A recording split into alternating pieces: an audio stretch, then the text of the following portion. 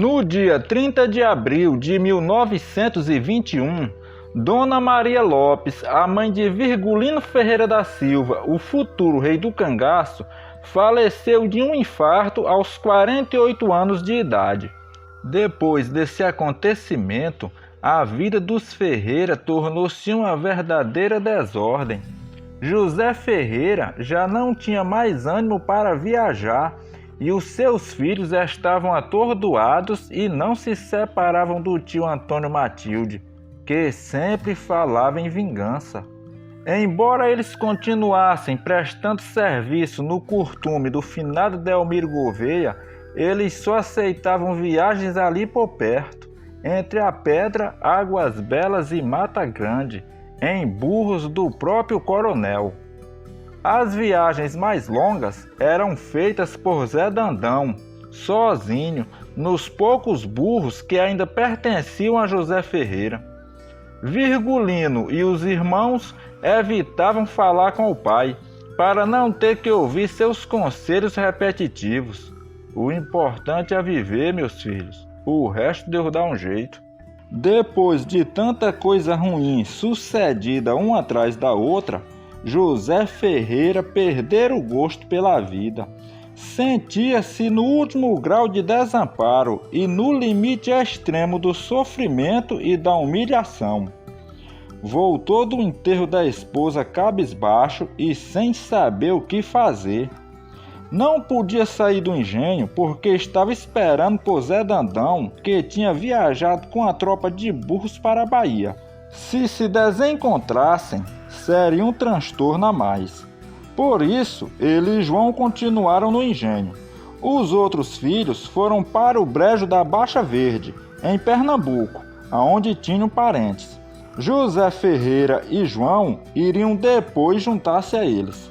Pressentindo que a polícia apareceria a qualquer instante, em virtude do que os filhos vinham aprontando, José Ferreira vivia sobressaltado. À noite, ele e João fechavam a casa e iam dormir no mato. Como Zé Dandão estava custando a voltar, José Ferreira resolveu que o melhor seria ir para outro lugar. Quando Zé Dandão voltasse, Senhor Fragoso informaria a ele como encontrá-lo. Nesse interim, chegou a matinha de Água Branca uma volante comandada pelo tenente José Lucena Albuquerque Maranhão, delegado comissionado de Santana do Ipanema, à procura de criminosos. Como o comissário Amaurílio Batista era um profundo conhecedor da região, foi convocado para acompanhar a volante a fim de ensinar os caminhos. Naqueles dias estava no auge a desavença entre duas importantes famílias de Moxotó, os Quirinos e os Marcos. Os Ferreira eram amigos dos Marcos. Ao saberem que a volante estava atrás de bandidos, inclusive os Porcinos e os Ferreira, alguns rapazes da família dos Quirinos, incentivados por José Batista Quirino, se ofereceram para juntar-se à volante. Amaurílio conduziu a volante a Paricônia, a fim de convidar também o amigo Manuel Pereira, subcomissionário daquele povoado. Dali, a volante voltou para Água Branca, desceu para a fazenda Cobra de Ulisses Lunas e dobrou para a fazenda Chupeta de seu irmão, Capitão Senhor. Na fazenda Chupeta, ao perguntarem se sabiam dos Ferreira, o fazendeiro abriu o jogo. Despacha eles para o coronel Zezé Abílio de Bom Conselho, não costumo ter bandido comigo. José Lucena fez que nem ouviu. A volante pôs-se na estrada para Mata Grande. Os guias eram Amaurílio e Manuel Pereira. Depois de Santa Cruz do Deserto, Zé Lucena encontrou um sujeito chamado Manuel Cipriano e perguntou a ele se tinha notícia de bandido por ali. Citou Antônio Matilde, Antônio Porcino e os Ferreiras. O matuto informou que mais adiante ficava a fazenda Engenho, de Senhor Fragoso, que também tinha um filho criminoso. E numa das casas estava arranchado um homem chamado José Ferreira. Pronto, para Maurílio e Manuel Pereira não podia haver notícia melhor. Agora era a vez de irem à forra. Se José Ferreira estava lá, então os filhos também estavam. Como estava anoitecendo, deixaram a diligência para o dia seguinte. Ao amanhecer do dia 18 de maio de 1921, a polícia chegou de supetão na Fazenda Engenho. Coincidentemente, aquele era o dia em que José Ferreira ia sair da Fazenda Engenho. Já tinha externado a senhor Fragoso o agradecimento por tudo que ele fizera para diminuir o seu sofrimento. Ajudara a tirar o leite das vacas e estava debulhando milho no alpendre da casa para os burros. João tinha ido ao pasto pegar os animais. Foi então que a polícia chegou. Não houve nenhum diálogo, não foi feita nenhuma pergunta.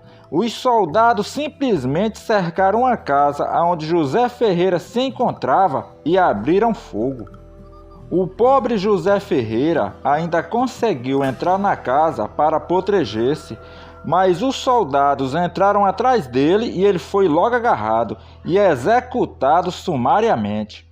Ao escutarem os tiros, as pessoas que estavam na sede da fazenda foram ver o que estava acontecendo. Na frente iam o senhor Fragoso e seu irmão Zequinha. O tenente Lucena, sem saber e sem perguntar quem era, mandou abrir fogo, matando um e ferindo o outro. O morto era senhor Fragoso. Sua esposa e uma filha que vinham a certa distância também ficaram feridas. Como a terceira casa estava fechada, os soldados arrombaram a porta e encontraram o filho do senhor Fragoso e o mataram. Em seguida, saquearam a fazenda, levaram tudo o que lhes interessava e destruíram o que não quiseram ou não podiam levar. João estava no pasto procurando os burros quando escutou os tiros. Sem saber o que estava acontecendo, escondeu-se no mato. Mais tarde foi cautelosamente ver o que tinha ocorrido. Só via gente chorando. Quando entrou na casa, viu o corpo de seu pai num canto, todo ensanguentado, já morto. A volante tinha ido embora. Um morador foi à Mata Grande avisar as autoridades locais o que tinha ocorrido no engenho. O subdelegado Maurício Vieiras de Barros foi pessoalmente verificar o fato. Providenciou socorro para os feridos e cuidou do sepultamento dos mortos com a ajuda de Pedro Francelino. José Ferreira tinha 49 anos. Foi enterrado ao lado da mulher, no cemitério de Santa Cruz do Deserto. No sermão da missa dominical, o vigário de Água Branca, o padre Epifânio Moura, proferiu uma frase que se tornaria profética. Esse crime ainda vai trazer muita desgraça para o sertão. Quando souberam do fato, Virgulino e os irmãos mais velhos pegaram as moças e as crianças e foram para o local da tragédia. Antônio Rosa também estava com eles. Chegaram ao engenho 3 ou 4 dias depois. Perto da fazenda, escutaram os psius. Era João, que estava escondido no mato com medo da polícia. Seguiram direto para o cemitério. Virgulino ia calado, carrancudo. O vulcão que se continha adormecido em sua alma remexia-se, convulsionava-se, ameaçava estrugir. De pé diante da sepultura do pai, enquanto as crianças choravam, Virgulino tirou o chapéu e rezou. Tinha perfeita consciência da real extensão do problema. Encontrava-se num caminho sem volta. Pois é, meus irmãos, começou a dizer pausadamente. Vejam a que ponto nós chegou. Nós se mudamos 3 vezes para fugir das intrigas com nossos inimigos. E agora mataram nosso pai, a única riqueza que nos restava. O coitado não tinha nem 50 anos. Um homem bom, sempre preocupado com a família. Viveu toda a sua vida com honra, sem ter um só inimigo. e foi matado logo por quem? Por a polícia. E na minha cabeça é como se fosse a polícia que também matou a nossa mãe. Coitadinha apurriada com essa vida, de vai pra aqui, vai pra acolá, uma mudança atrás da outra, ninguém suporta o que ela suportou. Fez uma pausa, arrumando as ideias, e anunciou a assustadora decisão. Eu vou vingar meu pai. Homem nenhum nasceu para ser pisado. Não quero que ninguém bote roupa de luto.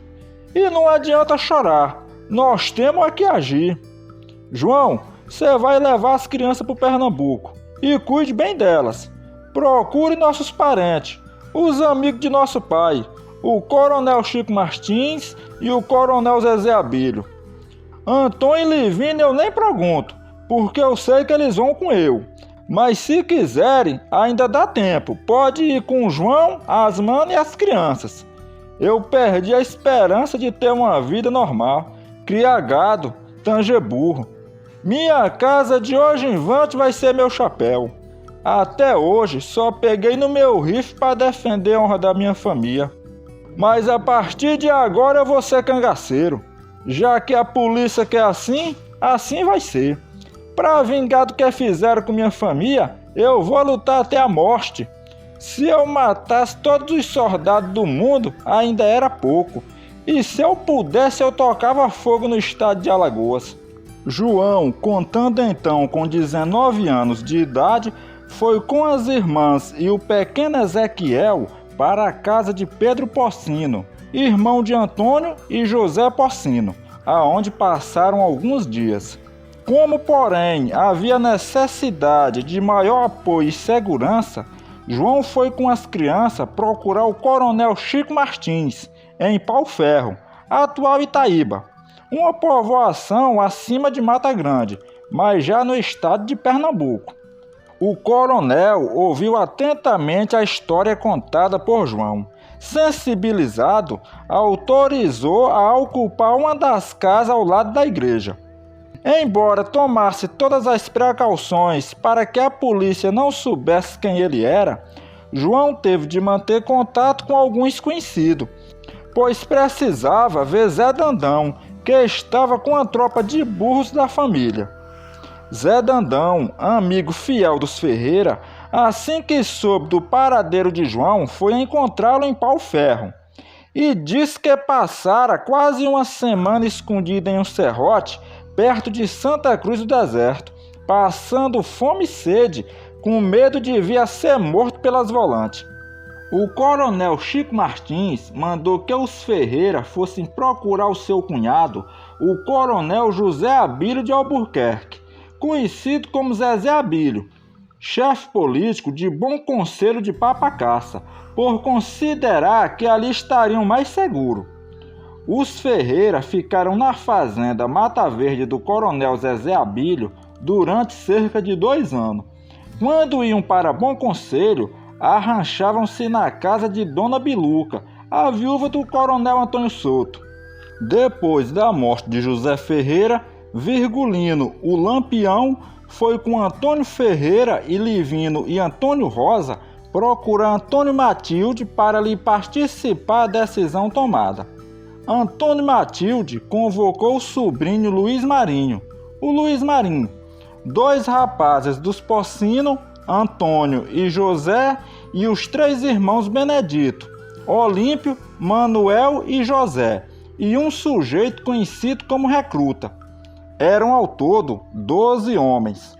Em algumas ocasiões, juntavam-se a eles alguns cabras do coronel Zezé Abílio e membros da família Marcos, que estavam em guerra com os quirinos. O chefe era Antônio Matilde, e por isso o grupo passou a ser chamado de Os Matildes. Como, porém, os únicos elementos conhecidos por todos na região eram Antônio e José Porcino, já que os outros eram forasteiros, o grupo também era chamado de Os Porcinos. A prioridade número 1 era vingar a morte de José Ferreira, e o alvo principal era o tenente José Lucena, tido como responsável pelo seu assassinato. Os rapazes levaram uma semana planejando a emboscada. Convidaram mais gente para o bando. José Lucena tinha ido a Jatobá de Itacaratu, em Pernambuco, para uma reunião com as autoridades daquele estado, a fim de combinarem ações simultâneas na divisa de Pernambuco com Alagoas. Na volta, Lucena passaria por Espírito Santo, atual Inajá. Os cangaceiros resolveram atocaiá-lo no caminho. Para atrair a volante, eles deixaram de propósito rastros bem visíveis na estrada que vai de Espírito Santo para Mata Grande. E por onde passavam iam dizendo: "Tamo indo para Mata Grande". Ao chegarem à Fazenda Cruz, em Poço Branco, na tarde do dia 19 de junho de 1921, passaram direto pela estrada em frente à casa de José Mandu, deixando a marca das apercatas no solo arenoso. Porém, mais adiante, voltaram por dentro do mato e foram pedir a José Mandu para passar a noite ali. Arrancharam-se fora da casa no alpendre, observando a estrada. Atrás da casa ficava o leito seco do rio Moxotó, margeado de frondosas caibreiras e palmeiras catulé. À noite fez um frio danado, ninguém conseguiu dormir. Pela madrugada, 20 de junho de 1921, a fim de esquentar o corpo, puseram-se em ação. Lampião foi com o grupo entrincheirar-se atrás da cerca do curral, no outro lado da estrada. Antônio Ferreira foi com outro grupo esconder-se numa barroca à direita da casa. Antônio Matilde e Livino prostaram-se com os demais à esquerda da casa, atrás de umas moitas. A emboscada tinha um fim específico: matar José Lucena.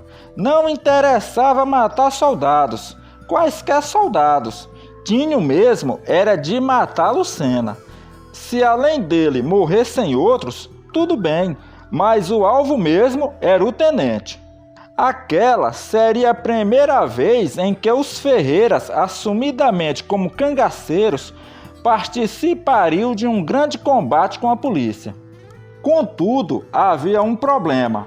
Os cangaceiros não conheciam Lucena, e tudo o que sabiam era que o tenente era um homem alto e costumava viajar à frente da coluna. Ao clarear do dia, a volante apontou na estrada. Era soldado que não tinha quem contasse. Na verdade, não era uma volante, mas duas. A de José Lucena, com os 80 homens puxando na frente, e a um pouco mais atrás, a do tenente Enéas Barreto, com cerca de 40. Os cangaceiros, seguindo o plano previamente traçado, concentraram praticamente todos os tiros no homem alto que vinha na frente da tropa. O tiroteio não demorou muito, pois os atacantes, quando tiveram certeza de que o homem, objeto de sua fúria, estava morto, cessaram a luta e fugiram correndo agachado por dentro do areal do rio Moxotó, gritando, xingando, gargalhando sarcasticamente, latindo, rinchando e zurrando feito animais. Apesar de ter sido abatido o cangaceiro recruta, também conhecido como gafanhaque, os Ferreiras estavam de alma lavada, certos de que tinham eliminado o responsável pela morte de seu pai. Porém, foi enorme a sua frustração ao saber que o homem que ia na frente da coluna, alvejado com mais de 40 tiros, não era José Lucena. O tenente tinha se atrasado um pouco, e quem morreu foi um soldado compridão chamado Felinto da Silva, que vinha na frente. Lampião lamentava mordendo os beiços. Não pode ser, não pode ser.